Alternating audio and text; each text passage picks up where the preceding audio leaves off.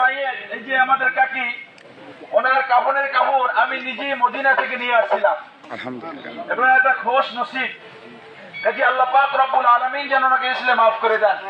কাজে সময় যেহেতু অল্প, আপনারা যেহেতু মহিলা মানুষ, ওনার মহিলাদের সাথে চলাফেরা ছিল। আমাদের আত্মীয় স্বজন যারা ছিল, আমরা মহিলাদেরকে বলবো যে ওনার আচার আচরণ যদি কষ্ট পেয়ে থাকে তারা যেন আল্লাহর রাস্তায় মাফ করে দেয়। উপস্থিত সম্মানিত ইমাম সাহেব, আমাদের রাজনৈতিক দলের নেতৃবৃন্দ, বিশেষ করে আমাদের সাবেক কাউন্সিলর, আসসালামু আলাইকুম।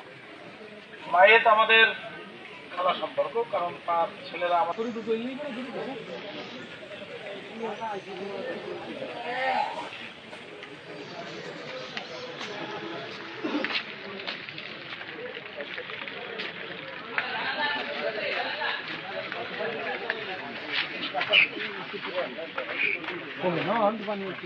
না